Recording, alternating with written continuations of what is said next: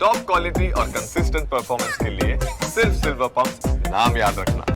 चुनाव में ये डिबेट अब क्यों छिड़ गई है और ये अब आप बहुत सुनेंगे अगले 5-6 महीनों तक, क्योंकि ये जो वोट साधने की बात की जा रही है ये बिहार में बहुत ही जरूरी है। अभी जो कास्ट सर्वे कराया गया था बिहार सरकार के द्वारा, उसके जो नतीजे निकले थे, कुल 243 सीटें बिहार में है, मुस्लिम आबादी करीब करीब 18% है वहां पर, लेकिन सीमांचल की 24 सीटें बहुत जरूरी है यहां पर। यहां 50% से ज्यादा मुस्लिम आबादी है। कुल 4 जिले हैं यहाँ पे, किशनगंज, अररिया, कटिहार और पूर्णिया। किशनगंज में 60% मुस्लिम आबादी है, अररिया में 45%, कटिहार में 40% और पूर्णिया में 30% से ज्यादा मुस्लिम आबादी है। किशनगंज से सांसद कांग्रेस पार्टी के, पूर्णिया से पप्पू यादव चुनकर के आए हैं। तो आप सोच सकते हैं कल जो मंच पर लोग मौजूद थे उनके लिए इस वोट को एक मैसेज देना वक्फ के मुद्दे पर कितना जरूरी है। पर यह तो हमारी राजनीति हमेशा से रही है, प्रियंका भारती कह रही है, अजय आलोक, इसमें नया क्या है? देखिए, सबसे पहली बात मैं 2-3 बात तो बताना चाहूंगा। अभी सुधांशु जी की संपत्ति का विवरण हो रहा था, 26 करोड़ 25 करोड़ 3 राज्यों में।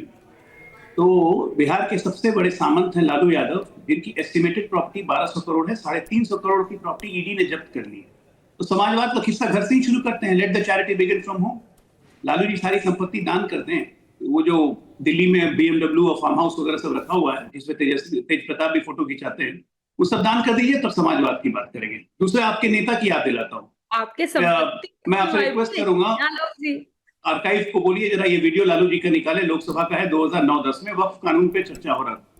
लालू यादव जी ने ऑन रिकॉर्ड कहा था कि वक्फ कानूनों में सुधार करने की बहुत जरूरत है। बंगा रोड का सारा वक्फ का प्रॉपर्टी सब मिलके जमीन का दलाला ठेकेदार सब खा गया है। इसका मुसलमान का सबसे बड़ा माफिया है। सुधार की बहुत आवश्यकता है। बिल लाइए और बिल को ठीक कीजिए on floor of the house. आप इसको प्लीज आर्काइव से इसको निकलवाइए पद्मजा जी, ये बहुत जरूरी है, लोगों को सुनना चाहिए कि जिस वक्त कानून में सुधार की बात ये 2009-10 में करते थे जब यूपीए पावर में थी, आज उसी वक्त के लिए ये संविधान को कूड़े में फेंकने को तैयार है। हमें कोई आश्चर्य नहीं हो रहा है, हमें कोई आश्चर्य नहीं हो रहा है कि ये इमारतें शरिया जैसी धार्मिक संस्थानों के साथ खड़े होकर इस देश के संविधान को कूड़े में फेंकने की बात कर रहे हैं, क्योंकि इनको करना मजबूरी है। इनके वोट बैंक की पॉलिटिक्स है। लेकिन अभी इसमें सबसे बड़ा डायमेंशन क्या है, इस ओवैसी को ये अछूत मानते थे, उस ओवैसी के भी नुमाइंदे उस मंच पे मौजूद थे। अब ये एक कलेक्टिव फोर्स है जो कि कहीं ना कहीं से हमारे संविधान को ड्राइव करना चाहता है टुवर्ड शरिया। तो मैं तो इस आपके मंच से देश के लोगों को पूछना चाहता हूं जो कि गैर मुस्लिम हैं कि क्या हमें शरिया की तरफ बढ़ना चाहिए? इसलिए मैं इसे शरियावाद कह रहा हूं। और इसके प्रमोटर हैं तेजस्वी यादव और कांग्रेस पार्टी। ठीक है, चरण सिंह सापरा, ये बता दीजिए कि आप क्या खुले तौर पर मुस्लिम वोट के लिए इस मंच से एक तरीके से आह्वान दिया गया है और यही अब एक ट्रेंड रहेगा आने वाले चुनाव में?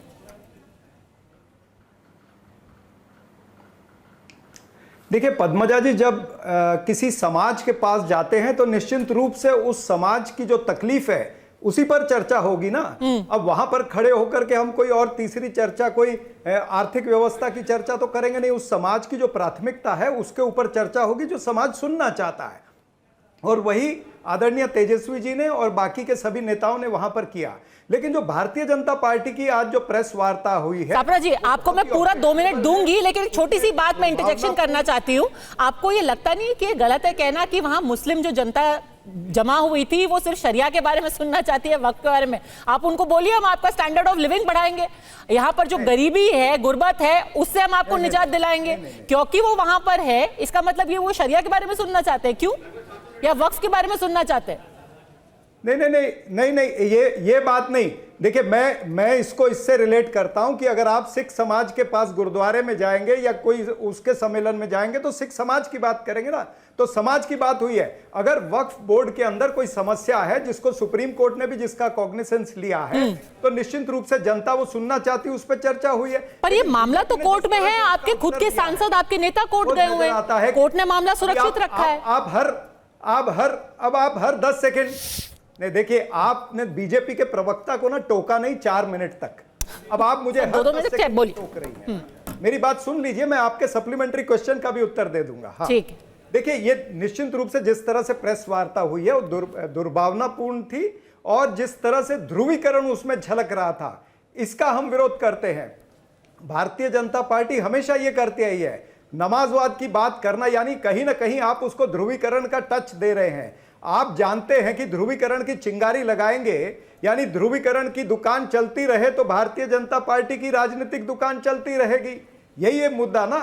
और तेजस्वी जी ने या और पार्टी के लोगों ने वहां पर अगर वक्फ बोर्ड की बात की है तो निश्चित रूप से वक्फ बोर्ड के अंदर कई सारे सवाल आए हैं। ठीक है, इस तरह से वक्फ बोर्ड में जो बाहर के दूसरे समाज के लोग किस तरह से मेंबर बन सकते हैं, या लिमिटेशन एक्ट का विषय है, ऐसे तमाम वक्फ बाय यूजर का विषय है, ऐसे तमाम सारे विषय है। अगर उस पर चर्चा हुई है तो मुझे नहीं लगता कि कोई गैर कुछ ऐसे हुआ है। और भारतीय जनता पार्टी ने तो कितने सारे चीजों पर यू टर्न लिया है। आपने किसानों के 3 जो काले कानून लाए थे उसके ऊपर यू टर्न हुआ, लेटरल एंट्री पर यू टर्न हुआ, आपका जो भूमि अधिग्रहण बिल था उस पर यू टर्न हुआ। क्या वो कानून नहीं बने थे? क्या वो पार्लियामेंट के अंदर 3 काले कानून पास नहीं हुए थे?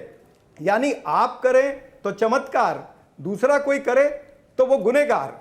और तीसरी बात यह है कि भारतीय जनता पार्टी का इसके पीछे हिडन एजेंडा है कि ये वक्फ बोर्ड के जरिए से ये पूरे समाज को इस तरह से दिखाना चाहते कि ये वक्फ बोर्ड विवादित है, इसमें बहुत सारी प्रॉब्लम है, और उसको ये डायरेक्ट कंट्रोल करना चाहते हैं। यानी ट्रांसपेरेंसी मुद्दा नहीं है जी, कंट्रोल मुद्दा है। ठीक है, अभी वक्त पे डिबेट नहीं है। विजय त्रिवेदी जी, कौन ध्रुवीकरण कर रहा है? बीजेपी कह रही है कि वो नमाजवाद कर रहे हैं, कांग्रेस और आरजेडी उल्टा कह रहे हैं कि आप ध्रुवीकरण करने की कोशिश कर रहे हैं। हम तो हक की बात कर रहे हैं, आपने इसको नमाजवाद बता दिया।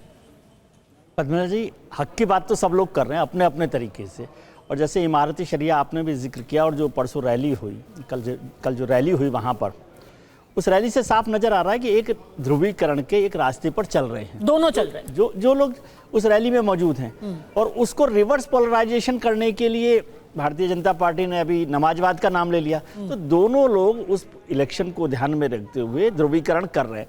अब आप सोचिए कि वक्फ बोर्ड पर तो जो सारी बहस चल रही है उसको तो चलना ही है, अभी कोर्ट में भी मामला चल रहा है, वो बात नहीं। एक तो ये समझना चाहिए कि किसी ने, तेजस्वी यादव ने कह दिया कि कूड़ेदान में डाल दिया, इसका मतलब कूड़ेदान में डालना नहीं होता, वो एक पॉलिटिकल स्टेटमेंट है कि we are not agree with this thing. और जैसे कि कांग्रेस ने बोला है 370 के बारे में कि हम 370 वापस ले आएंगे, उसको पॉलिटिकल स्टेटमेंट के तौर पर देखना चाहिए। लेकिन नमाजवाद की बात करेंगे, ध्रुवीकरण की बात करेंगे, वहां तो ध्रुवीकरण हो ही रहा है कि भाई सारे के सारे वोट बैंक पर चिंता कर रही है आरजेडी, कांग्रेस, और सब लोग आ गए वहां पर। जो एमआईएम उनके साथ नहीं थी वो भी उनके साथ वहां पर दिखाई दे रही है।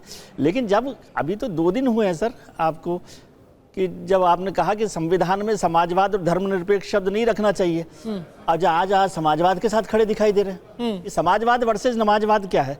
नमाजवाद होगा उनका, लेकिन आपका समाजवाद कहाँ आया? आप तो शुद्ध तौर पर, ओपन तौर पर समाजवाद के खिलाफ खड़े। अभी आपने 4 दिन डिबेट ही ये किया कि संविधान से समाजवाद और धर्मनिरपेक्षता को हटा दें, सोशलिज्म और सेक्युलरिज्म को। तो कुल मिलाकर मसला है कि पोलराइजेशन करें, और उस पोलराइजेशन का फायदा रिवर्स पोलराइजेशन करके कर लें। कितना फायदा होगा? जितना फायदा आरजेडी पोलराइज करके करना चाहती है उतना फायदा भारतीय जनता पार्टी को हो जाएगा रिवर्स पोलराइजेशन।